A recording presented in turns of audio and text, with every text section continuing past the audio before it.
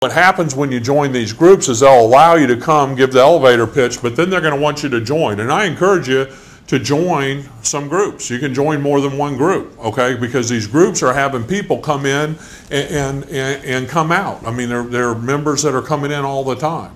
So, you know, you have to look at the investment of what the dues are and so on and so forth. The other thing that happens when you join one of these groups, whether they have weekly lunches or they have mixers, is you got to participate. But you can go to Google, you can search on Google, and you can go to the Chamber of Commerce, and a lot of these groups will post their roster of people on the website. So what happens is when they post that roster of people on the website, then you can actually not join the group if you choose to, but you can use that as an introduction. Say, hey John, this is Brian McClure. I noticed that you're a member of the North Dallas Networking Group, and I saw it on the website. And I just want to get a little bit more information about the group and what your experience was. I'm in the deregulation of electricity. We save money on people's money on their electric bills, and we have an income opportunity where you can sign up other people and get an override residually on their people's electric bills. And we actually have a program that gives away free electricity, and I'm looking to meet some new people and network with it. Probably not something you'd be interested in, so I'll always throw it past them. You know, I'm not trying to solicit them. It's probably something you might not be interested in. I'm sure you're a successful mortgage broker, but I'm looking to join some networking groups that might know some people, where I can find some people that maybe their business just isn't going quite as well as they thought it might be, you know, not going as well currently at this moment in time. And so what'll happen is that a lot of times you'll get a bite. So I'd be more interested in it. Well, let me ask you a couple of questions. You know, what do you know about energy deregulation here in Texas? Well, not much. Well, how many people do you know use electricity? Everybody. Would they rather pay less or more if nothing changed? Less. Well, like I said, we can make an awful lot of money residually every single time somebody turned on a light switch or used the air conditioner. Would it at least warrant at this point, because I'm a busy person too, 20, 25 minutes of your time to look at a couple of videos on the internet?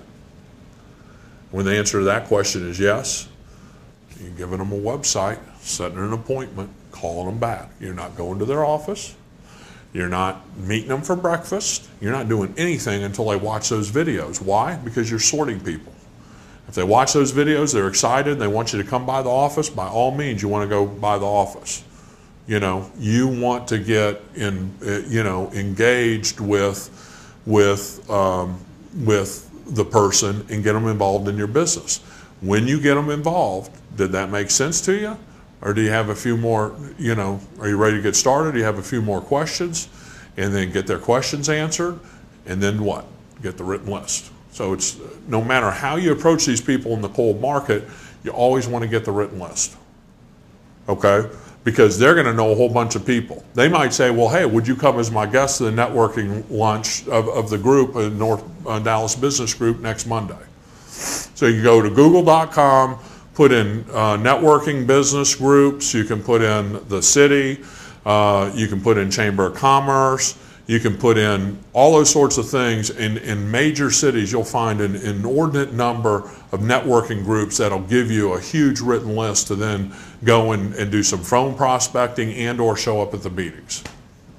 So another great way to cold prospect is power cards. And power cards are available in your power zone. So you log into your power zone, click up on power cards. There's a lot to choose from, but the purpose of the power cards is to pass them out as you're going out. I tell people all the time, don't go out to work ambit. Just work ambit when you go out.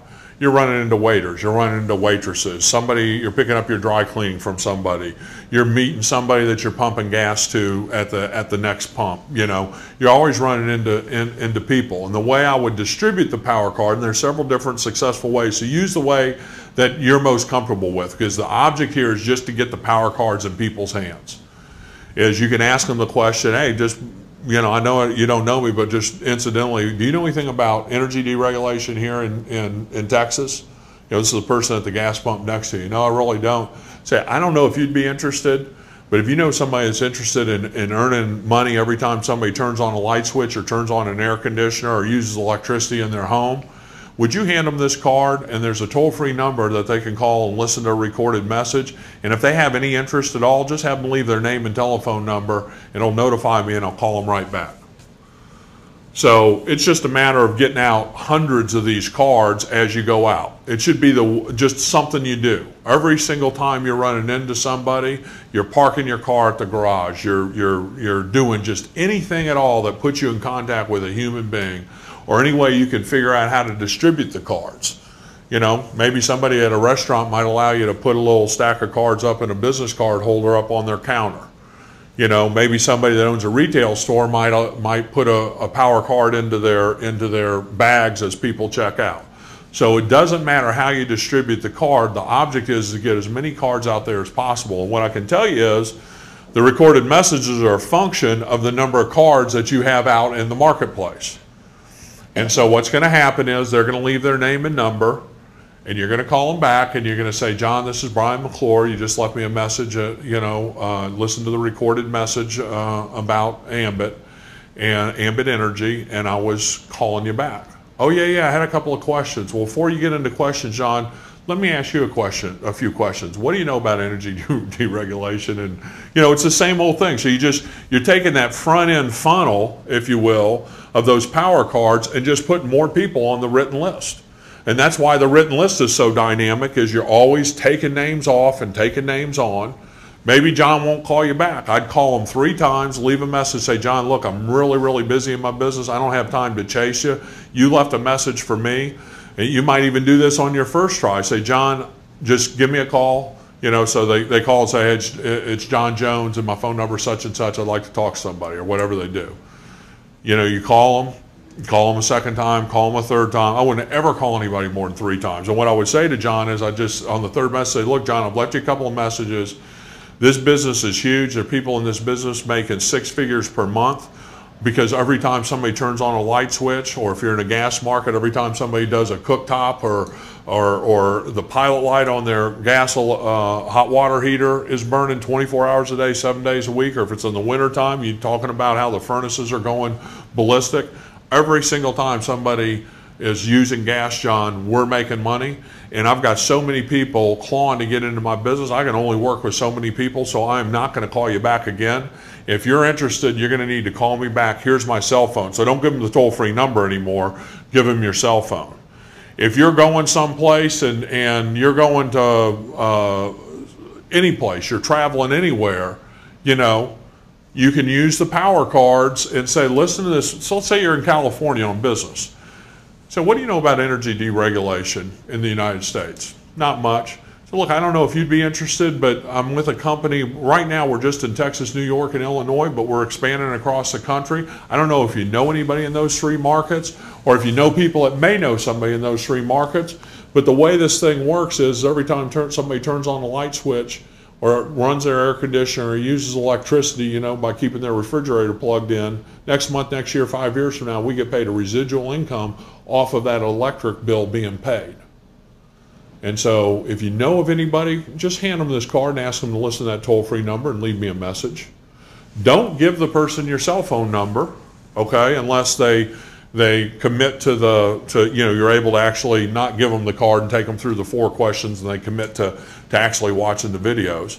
Just give them the cards and distribute literally. And the average person that's out and about, that's not going into an office and you know, for 8 hours a day, but the average person that's out and about, even if they do go into the office, you can distribute 100 or 200 cards a week. Every single person you run into, you're handing them a card and you're saying, you might not be interested, but you might know somebody who is interested. Would you mind handing them this card? After you've spun them up a little bit about it, get them excited about earning a residual income month after month on a public utility unconsciously purchased and habitually used.